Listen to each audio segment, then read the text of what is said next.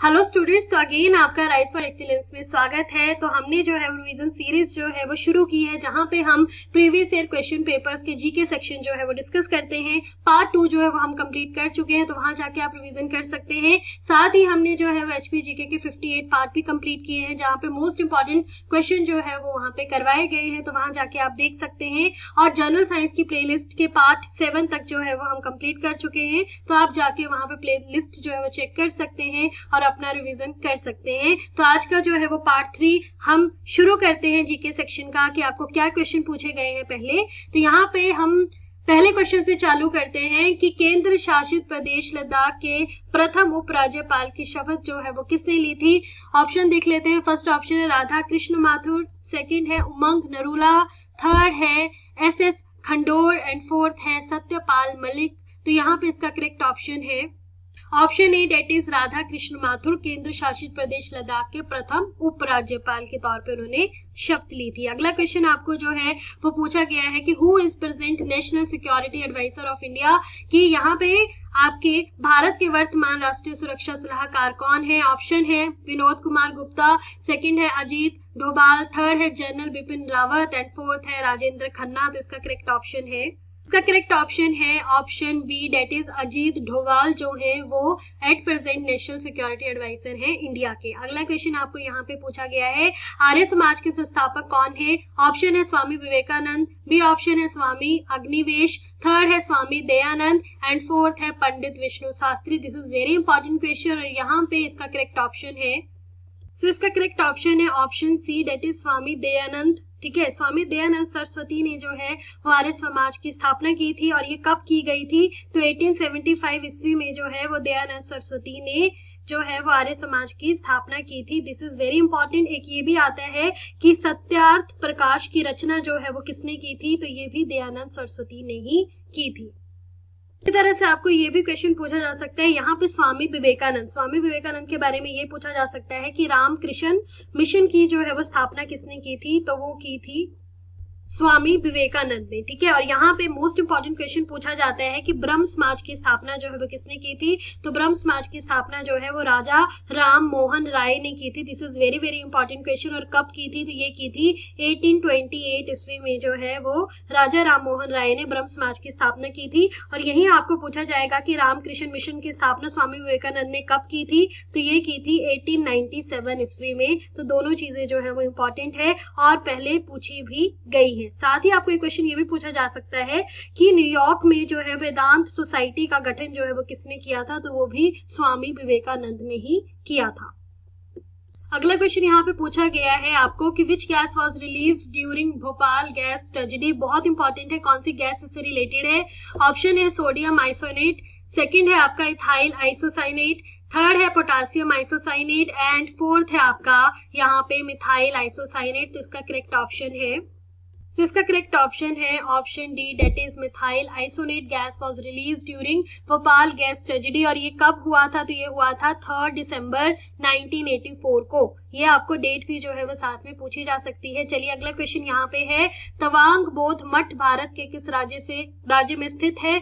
यहाँ पे ऑप्शन है सिक्किम, सेकंड है अरुणाचल प्रदेश, थर्ड है हिमाचल प्रदेश एंड फोर्थ है बिहार। तो इसका करेक्ट ऑप्शन है option B, that is Arunachal Pradesh में जो है वो तवांग बौद्ध मठ स्थित है। और साथ में आपको ये भी पूछा जा सकता है कि भारत का सबसे बड़ा बौद्ध मठ कौन सा है, तो ये है आपका तवांग बौद्ध मठ। तो इसको भी याद रखिएगा। अगला क्वेश्चन यहाँ पे आपको पूछा गया है कि एशियन विकास बैंक का मुख्यालय कहाँ पे है। Where is the headquarter of the Asian development bank. तो इसका करेक्ट ऑप्शन है मनीला, सेकंड ऑप्शन है बीजिंग, थर्ड है न्यू दिल्ली एंड फोर्थ है टोक्यो। तो इसका करेक्ट ऑप्शन है option A, that is Manila. और मनीला कहाँ है, फिलीपींस में। अगला पूछा गया है दिल्ली के चांदनी चौक में लॉर्ड हार्डिंग पर बम फेंकने का अद्भुत साहसिक कार्य जो है वो किसने अंजाम दिया था यहाँ पे। तो यहाँ पे ऑप्शन है रास बिहारी बोस, सेकंड है बसंत विश्वास, थर्ड है सचिंद्र नाथ सन्याल एंड फोर्थ है जोरावर सिंह। तो इसका करेक्ट ऑप्शन है ऑप्शन ए, डेट इज रास बिहारी बोस। ठीक है, तो यहाँ पे आपको अगला क्वेश्चन क्या पूछा गया है देख लेते हैं। तो यहाँ पे आपको अगला क्वेश्चन पूछा गया है कि which branch of knowledge is known as demography. Demography जो किससे संबंधित है देख लेते हैं। ऑप्शन है mode of the government functioning, second है एक्टिविटीज ऑफ डेमोक्रेसी, थर्ड है जियोग्राफी एंड फोर्थ है स्टडी ऑफ पॉपुलेशन। सो यहाँ पे थोड़ा सा ध्यान दीजिएगा, यहाँ पे है डेमोग्राफी, ठीक है, और यहाँ लिखे है डेमोक्रेसी, ठीक है। तो यहाँ पे याद रखिएगा डेमोग्राफी जो है वो करेक्ट है यहाँ पे। तो डेमोग्राफी जो है is knowledge is known as, यहाँ पे which branch of knowledge is known as demography. तो डेमोग्राफी यहाँ पे हिंदी में जो है इसके अनुसार इसका करेक्ट ऑप्शन है आपका option D, study of population को बोला जाता है डेमोग्राफी, ठीक है। तो याद रखिएगा यहाँ पे। अब आपको क्वेश्चन यहाँ पे जनरल साइंस का देखने को मिलेगा, तो अगर आपने जल्दी से हमारा जनरल साइंस का सेक्शन देख सकते हैं, वहां पे हमने जो है वो मोस्ट इंपॉर्टेंट एमसीक्यू सीरीज जो है वो शुरू की है, जहां पे हम पार्ट 7 कंप्लीट कर चुके हैं। तो वहां जाके आप जनरल साइंस के क्वेश्चन आंसर्स का रिवीजन भी जो है मोस्ट इंपॉर्टेंट एमसीक्यूज का कर सकते हैं। तो चलिए यहाँ पे आप जनरल साइंस का क्वेश्चन देख लेते हैं कि आपको क्या पूछा गया है। तो यहाँ पूछा गया है कि चंद्रमा की रोशनी को धरती पर पहुंचने में कितना समय लगता है।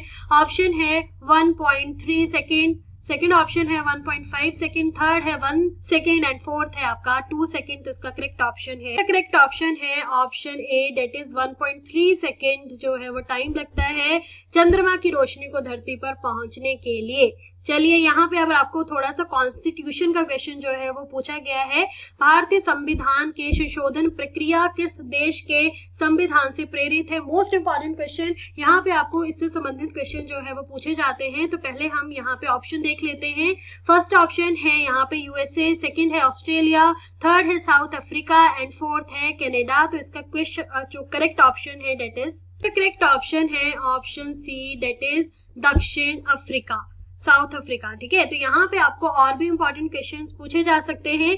आपको यहाँ पे मोस्ट इंपॉर्टेंट क्वेश्चन पूछा जा सकता है कि आपने मौलिक अधिकार जो है कहाँ से, कौन से देश के संविधान से प्रेरित है मौलिक अधिकार, जो मोस्ट इंपॉर्टेंट है। तो ये यूएसए से रिलेटेड है। और यहाँ पे अगर आपको पूछा जाएगा कनाडा से रिलेटेड, बहुत इंपॉर्टेंट है। तो यहाँ पे आ जाएगा केंद्र द्वारा राज्यपाल की नियुक्ति जो है वो कहाँ से लिया गया है। तो ये लिया गया है कनाडा से। उसी तरह से हम पूछेंगे ऑस्ट्रेलिया, ऑस्ट्रेलिया का भी हमने पीछे जो रिवीजन सीरीज पार्ट 2 किया है वहां पे आपको क्वेश्चन पूछा गया था कि प्रस्तावना की भाषा जो है वो कहाँ से ली गई है। तो ये ली गई है ऑस्ट्रेलिया से। उसी तरह से आपको प्रस्तावना पूछा जाएगा सिंपल तो वो आएगा यूएसए से, और अगर प्रस्तावना की भाषा पूछी जाएगी तो वो आएगा आपका ऑस्ट्रेलिया से। दोनों में डिफरेंस देखिएगा, ठीक है। अगर सिंपल प्रस्तावना बोला होगा तो यूएसए आएगा, और अगर प्रस्तावना की भाषा बोली होगी तो आपका यहाँ पे आएगा ऑस्ट्रेलिया। उसी तरह से आपको यहाँ पे संविधान में संशोधन जो पूछा गया डेट इज दक्षिण अफ्रीका। और साथ में आपको मौलिक कर्तव्य के बारे में भी पूछा जाता है, मोस्ट इंपॉर्टेंट। तो मौलिक कर्तव्यों का प्रावधान जो है वो लिया गया है रूस से, ठीक है। और एक मोस्ट इंपॉर्टेंट जो बार बार पूछा जाता है डेट इज नीति निदेशक सिद्धांत जो है वो कहाँ से लिए गए हैं। तो ये लिया गया है आयरलैंड से। बहुत इंपॉर्टेंट है, ये पहले भी बार बार आपको पूछा गया है, तो आपने ये चीजें याद रखनी है, कोई भी पूछा जा सकता है। चलिए अगला क्वेश्चन जो है वो यहाँ पे आपको क्या पूछा गया है। तो यहाँ पे पूछा गया है कि विधानसभा चुनावों में इलेक्ट्रॉनिक वोटिंग मशीन के प्रयोग की शुरुआत जो है वो कब से हुई थी। ऑप्शन देख लेते हैं यहाँ पे।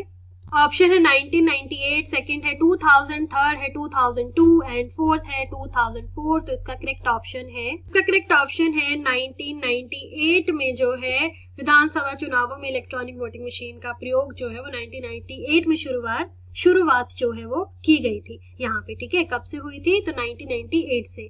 अगला क्वेश्चन देख लेते हैं। चलिए यहाँ पे आपका जो अगला क्वेश्चन पूछा गया है, तो यहाँ पूछा गया है कि झांसी की रानी लक्ष्मीबाई की समाधि जो है वो कौन से स्थान पे है। तो यहाँ पे ऑप्शन दिया गया है लश्का, ग्वालियर, या सेकंड ऑप्शन यहाँ पे है आपका कल्पी। ऑप्शन दिया गया है झांसी। तो इसका करेक्ट ऑप्शन है option A, that is Gwalior. चलिए अगला क्वेश्चन देख लेते हैं। तो अगले क्वेश्चन आपको यहाँ पे पूछा गया है कि किस वर्ष में मद्रास का नाम जो है यहाँ पे परिवर्तन चेन्नई के रूप में जो है वो किया गया था। ऑप्शन है 1998 ईस्वी, सेकंड ऑप्शन है 1985 में। तो इसका करेक्ट ऑप्शन है ऑप्शन ए, डेट इज 1998 ईस्वी में जो है मद्रास का नाम परिवर्तित करके चेन्नई के रूप में रखा गया। अगला क्वेश्चन आपको यहाँ पे पूछा गया है कि which place is known as the little Lhasa in India. तो लिटिल लहासा जो है वो किसको बोला जाता है? फर्स्ट ऑप्शन है काजा, सेकंड है धर्मशाला, थर्ड है मनाली एंड फोर्थ है किलोंग। तो इसका करेक्ट ऑप्शन है, this is very common question, तो इसका करेक्ट ऑप्शन है option B, that is Dharamshala.